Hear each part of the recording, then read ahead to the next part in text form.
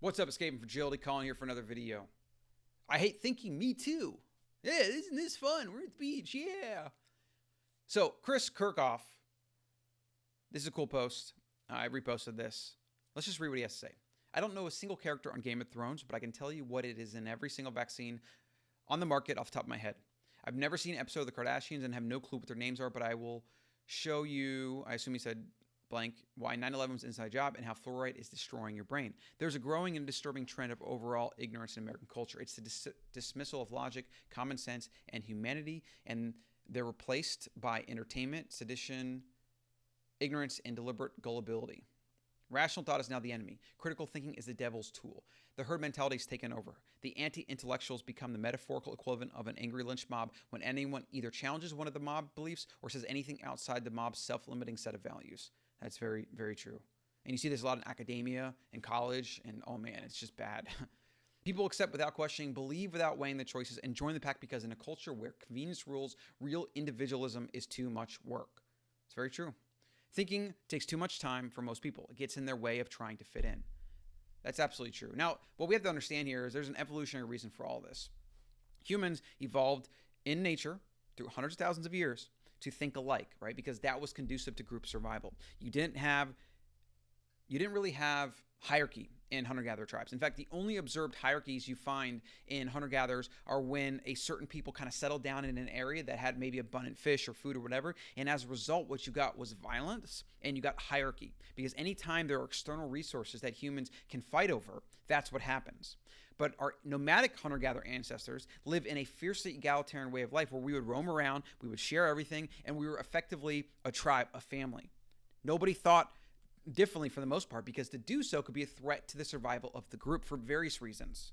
Like if somebody started thinking, well, I want to hoard my meat, and somebody else was like, well, then what about us or whatever? And then you get into a lot of dicey issues to which thinking differently from the tribe, doing anything outside the established norm could potentially get you killed because it was a threat to other people, threat to survival. And you find some very aggressive forms of this where examples I remember reading about was if somebody started becoming a drain on the tribe, that this one guy who was like kind of the de facto killer, he'd come up behind you and club you.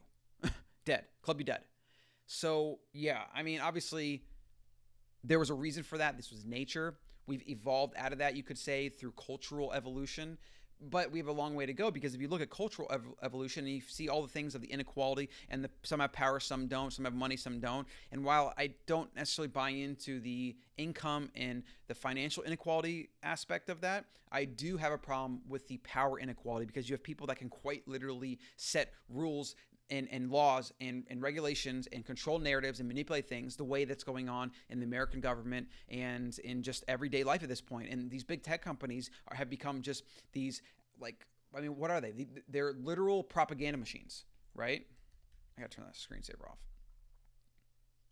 Being mindful and aware of what is really happening is both a blessing and a burden.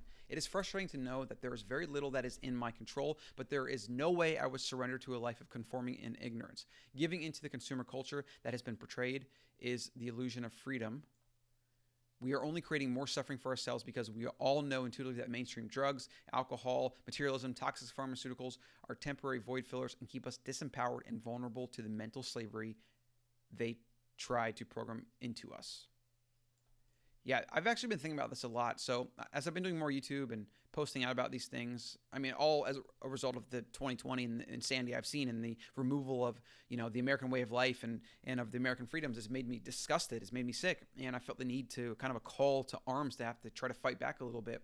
But then part of me is like, you post this stuff out there and you get hate for it. Some people literally call you names and tell you this and tell you that. And I have people that reply to my newsletter sometimes. If I make even like a single passing comment about mask wearing or something, they just go off. So it's like, it's discouraging, of course. It's discouraging. And part of me is like, well, what are my options? My options are to basically ignore all of it forever and then make plans to leave the country. And that's definitely an option. But there's obviously cons to that. Like my kids are American. They were born here. They're growing up here. I have friends and family here. Like, it just sucks if that's what I have to do. Like, it's going to suck. And so, I mean, at the very least, we're getting our passports. I'm going to look at property in other countries and maybe having a plan B backup option that I can kind of treat as like a vacation home. That's kind of what we're aiming for. And I think overall, it'll be actually a really cool thing to have and to do. But I don't like the idea of having to be forced out of the country. I just really don't. And honestly, this picture, this meme, these thoughts, like, this is why it's happening. Because the average person is too addicted and bought into and really just a battery in the matrix. That's what they are. That's why they say take the red pill to wake up and kind of remove the matrix and see what's really going on. Most people don't want to do that. They want the blue pill. They want to stay in the matrix and have the, relative comfort and safety, or at least the illusion of that they think they have. Oh, yeah, I don't really have a call to action for you. I don't really have a big lesson here. Maybe just being aware of these things, not choosing a life of ignorance, or at least being selectively ignorant. Like, if you want to know that the matrix is there, and then you want to take the blue pill for like most of the time, but kind of also make some plan B based on knowing some of the things when you take the red pill, like, that's definitely an option. Like, you can live in America, have a plan B, have a backup option, and then go if you need to go. That's what I'm doing.